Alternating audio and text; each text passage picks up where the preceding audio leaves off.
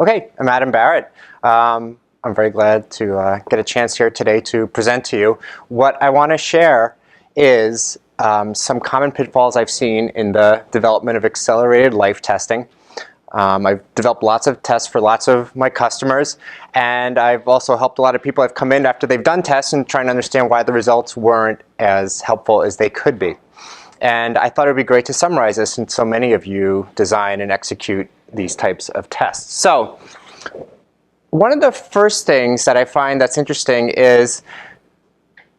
was something like this. And racing actually is, in essence, an accelerated life test, right? You're doing very intense, higher stress versus how the customer would use that product like a motorcycle in the street. So could you take the results from this and put an accelerated life test model to it and extrapolate it out to life? Are the simple forces here of intense acceleration braking and this very compressed time frame, what happens if you extrapolate it out? Have you missed anything that potentially could be critical? So any small errors in accelerated life testing when extrapolated out, can become huge. Because you have to remember, a lot of times we're doing these very large multiplicative factors based on equations that have exponential factors. So a small error times 25 is a very big error in projection. And a lot of programs are making very big decisions based on wear-out failure modes, which are very critical. So let's take, for example, this motorcycle. Let's say that they just designed a new wiring harness for it, and what they want to do is they have a great deal of concern for the brittleness of the connectors and the fact that the retention mechanism won't work. So they develop an accelerated life test that's based on the Arrhenius model, causing thermal-based chemical degradation that creates brittleness in the plastic to where it doesn't have the same mechanical features any longer. And they take those results, they extrapolate it out, and they say this will be the wear out. At what point we expect these connectors not to work well anymore?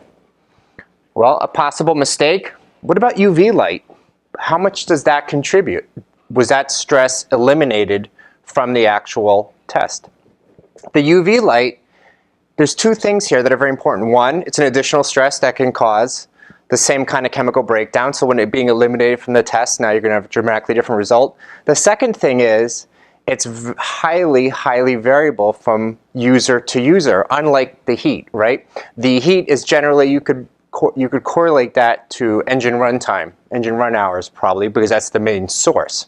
The UV light, that's not the case. You have some users that store the bike outside versus inside. There's no correlation there between how often the bike is used. So these are taking the time to fully evaluate all the stresses in which contribute to these primary wear-out failure modes is a very important first step, and not quickly jumping to a model and one that's familiar. The bathtub curve, we're all familiar with this, but I wanted to take a moment to talk about it because the bathtub curve is, a representation of use life type failure modes for a large population, and it's broken up into three different distinct sections: quality-based infant mortality failures, use life stress failures, and wear-out failures. This is very important because when you have failures from testing, you're bucketing them, right? You don't want to include quality defect failures in your wear-out projection, even if they occur in the accelerated life test. So what kind of errors, what can happen? Well, the two most important components of this are the time to wear out and the failure rate in the midsection. These are the two most important pieces of information that you're characterizing about the product. The time to wear out is one of the critical components for any reliability statement. The formal definition of reliability being the probability that an item will perform its intended function under stated conditions over its useful life.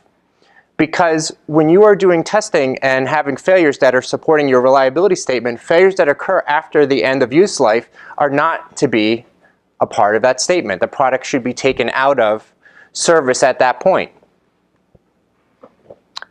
So if we have a mistake where we're incorrectly bucketing the failures, and we are making the error of including wear-out failures in use life failures, you're now going to be projecting a much higher failure rate during use life than actually what the product will experience from that incorrect bucketing.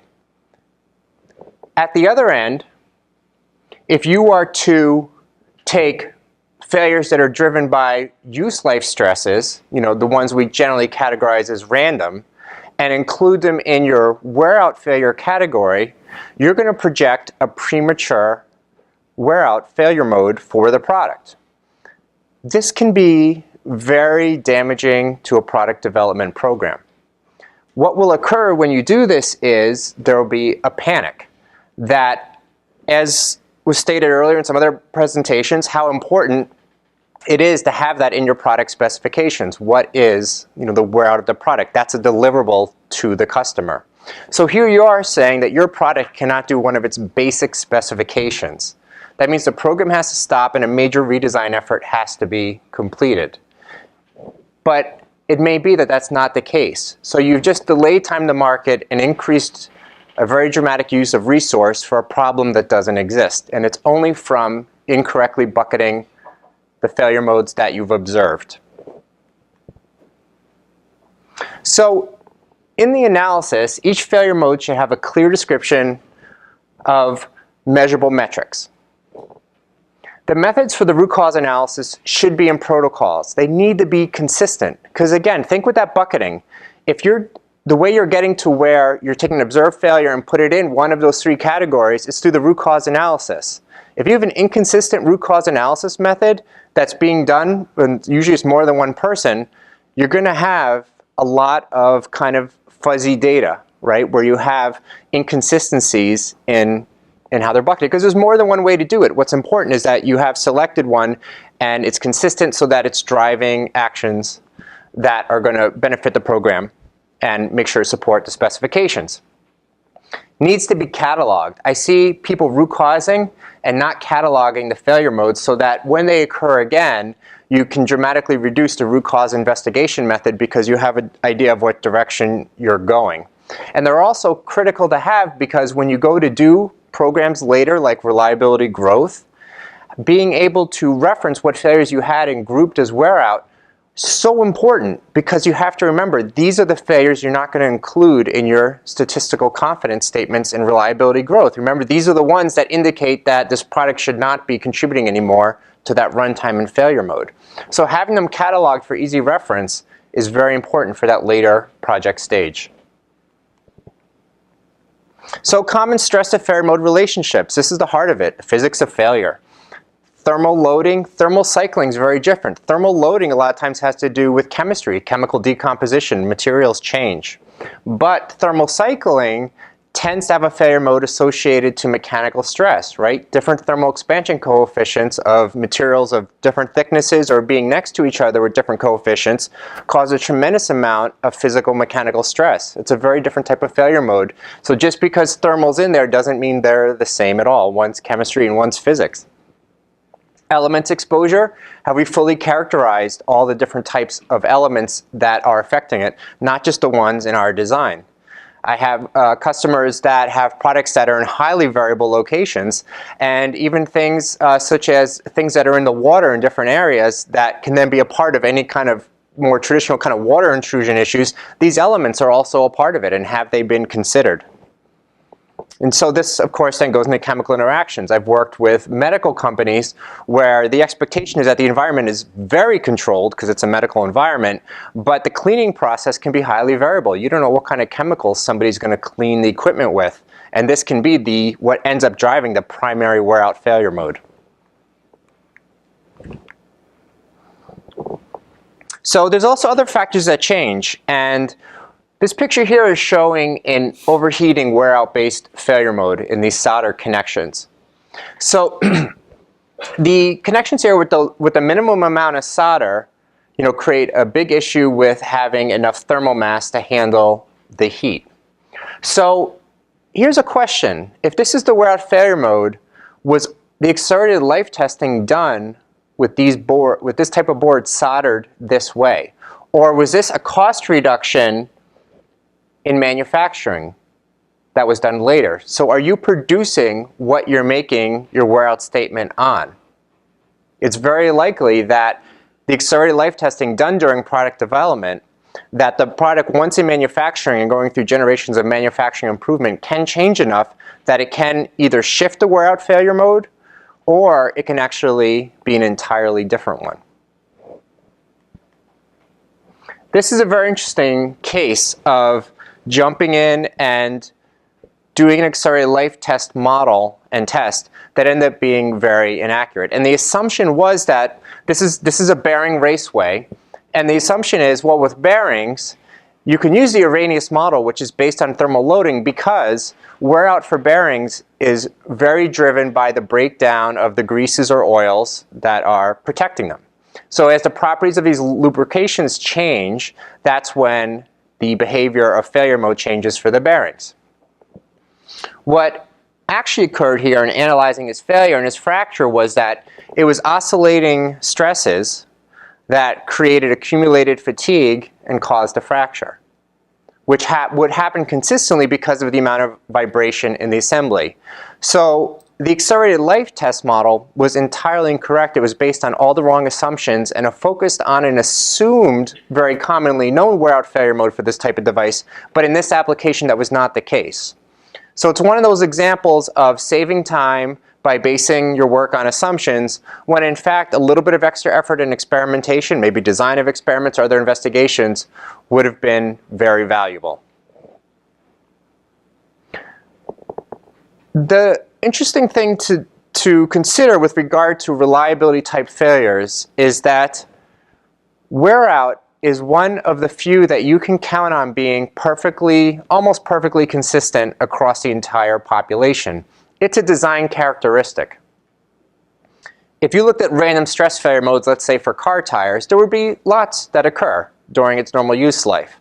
But you can guarantee that every one of those tires that is sold as a 60,000 mile tire, there's none around at 200,000 miles. They've all experienced that wear out failure mode. It's a design characteristic. They all will eventually be consumed by friction at different rates. There'll be some normal distribution dependent on some slight manufacturing variability, a lot of use variability. Is the driver 18 or 65? It's going to be very different. But they all will eventually succumb to that failure mode. So we need to remember this and how fundamental it is, and how important it is to take the time to fully characterize this, because all the other work is going to be based on it. I created this chart a while back when I was trying to explain to an engineering team how we use all the different types of reliability tests. And what I found was basing it in the point that reliability testing is done to measure and improve reliability. This line I have across the top. The simple one-axis line, measure and improve. And really, if you take a lot of common reliability tests, they're all different blends of this measure and improve objective. So I threw them on this line. And you can see something like Hall testing is very much about improving. It doesn't do a lot for measure. It's very difficult to take measurements out of there to project life, to give you random failure rates. But it does a tremendous amount for improve, because it gives up that measurement part, so it can yield a lot of failures for design engineers to take as input. Well, accelerated life testing is all the way on the other end. Accelerated life testing is very much primarily about measuring. And this is important because there's a temptation to experiment with the stresses to try to induce other failure modes for design improvement. But for every step you take towards that, you're risking your measurement part. So it's good to keep in mind that the primary objective very strongly for accelerated life testing is measure. So the physics of failure, what mechanism are we modeling? What caused the failure? We need to understand this first. Without this, we're jumping to a model that we're familiar with, to a mechanism we're assuming, and skipping the opportunity to do a deep investigation like that is always where the cut happens when the schedule gets tight. That's always where the push is. We want to do accelerated life tests. We want to do it as quick as possible. And the true protocol you've created for it has all this extra work at the beginning and extra work at the end that we would like to remove. And I'll talk also about some of the other work and iterations of accelerated life testing that commonly gets pressured out because of schedule in a few slides. This is a picture of me cooking or caramelizing onions. And there's a reason why it's here. And you see I'm cooking by Wayne Nelson's book there, and also and by the CRE primer. Those are the two cookbooks for this, and there's a reason why. Is that the caramelizing of onions, which is cooking them slowly to bring out the sugars, is an accelerated life test that we all do. And so it's another good educational tool. And the reason being is that if you leave an onion on the counter, it'll decompose eventually, right? And those natural sugars do come out in the same kind of process you have when you cook. So effectively what you're doing is, in the pan, is you're accelerating that process with heat, because it's a chemical reaction that's occurring with interaction with oxygen in the atmosphere, causing this chemical change. But so you effectively could take the Arrhenius model, figure out the activation energy for onions, whatever the material is in onions, and you would be able to then take the rate that you get a certain amount of sugar out of this, and you'd be able to extrapolate how long that would take on the counter. What I did here in 10 minutes would take exactly 3 weeks on the counter. Now, what do we all do when we want to slow down decomposition of food? We put it in the fridge, right? It's because it does follow the Arrhenius model. If you take away the energy, the temperature, you bring it down, it slows that down, and the food doesn't do that behavior as quickly. But this is a good example, because if I was to simply do this and then try to project how long it would last on the counter, I would be incorrect. There's a couple things going on here. One, remember that example with the motorcycle? And do you remember that they based it on the Arrhenius model and temperature test, but there were other stresses here? Well, I've created an accelerated stress here that actually removed another failure mode. Bacteria, which spoils the onion on the counter, so that's why we don't eat onions that caramelize on the counter, because you also have toxins that come from spoiling from bacteria. But I've run the temperature up high enough to kill the bacteria. I removed that component of the wear out. So the wear out on the actual counter would happen at a different rate. I removed a secondary stress. Now, in designing my test too, I'm not a very good test technician, because you can see in the bottom corner I burnt some of them, right? So I created an artificial failure mode that would not occur on the counter. So this is another important part of the accelerated life test design, is ensuring that you're increasing the stress. Obviously, there's always drive to compress it as much as possible, and you're increasing the stress, but you have to be careful not to induce other types of failure modes, and you have to be careful not to remove what will be actual contributors to the wear out of the product. I wanted to take a moment and talk about, with the Arrhenius model, what activation energy is, because I find this to be another area of error in projections. And one of the reasons is, I believe, is a lot of people don't understand what the activation energy component of this equation is. Now, the activation energy is very much like if you were to measure rolling eggs on a table and having them collide to predict if they would break or not. If you roll the eggs together and they come together and they bounce, the impact was less than the activation energy for them to mix. If you roll them together at a speed to where they crack and mix, they've been energized past the activation energy. That's what it is. And so it's the amount of energy needed for, in the case with the onions, for the oxygen to come in contact with the material atoms to interact with them.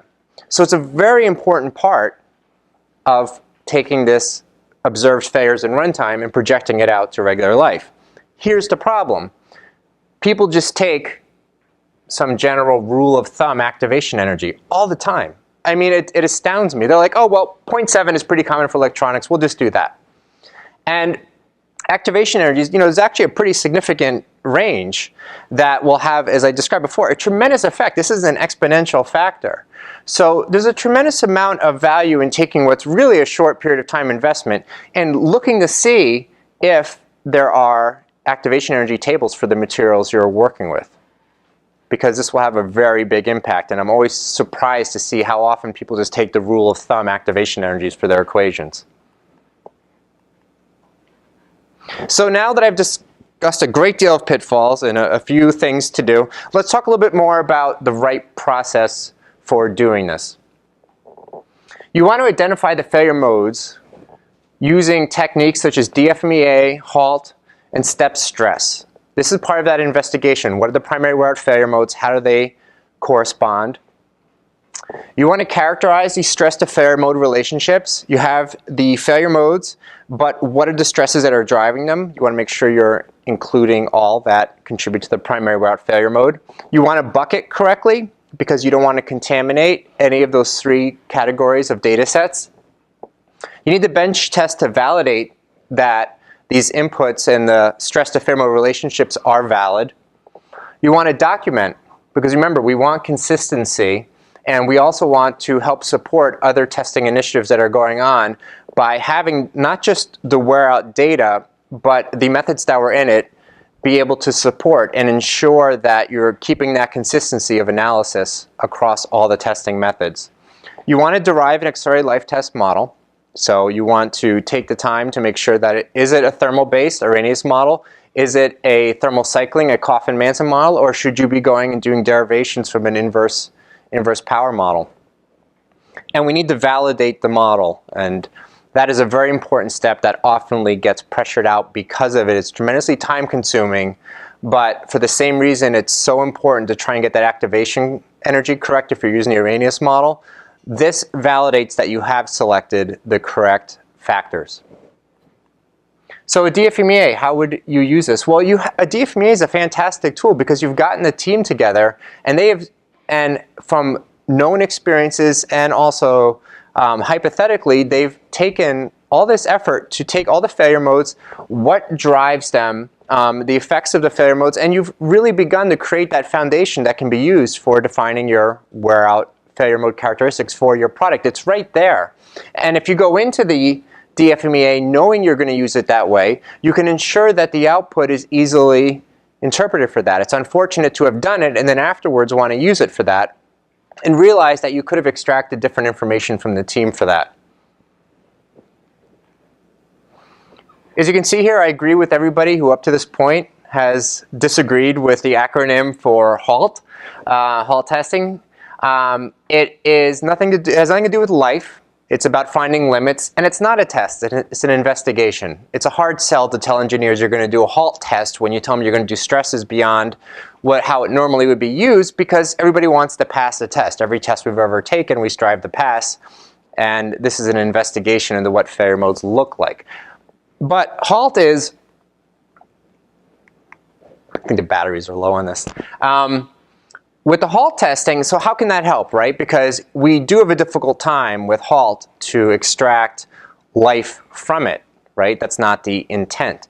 Well, the way it's helpful is giving us ideas of what stresses could be contributing to wear out. So in the case that I had previously with the bearing, if they had done HALT testing and began to see behavior responses to vibration, they may very well have found that oscillating vibration stresses cause this failure mode. And they may have said, that's kind of interesting. I wonder what kind of vibration we see that we can get accumulated stress in use that would lead to that wear out failure mode. So having taken the time to connect these different tools, you can get a much better test. Now, validating the model. You've created a model. It's based on the physics of failure. You have your stress to primary wear out failure mode relationships. Now, what you need to do, and this gets pressured out a lot, is to validate it. And the way you validate it is you run at 3 levels of stress. You take those data sets, and you then are able to see if the different failure modes and the factors of the equations line up. This gives you the confidence now to apply this test and make very strong statements about specifically when wear out becomes the dominant factor in the product line behavior. By skipping this, you're risking error in tuning those equation factors. And as I described before, small errors with these test results become very big errors when projected out. that's what I wanted to share. Hopefully these are things you can take to your test designs. And I'm open to any questions.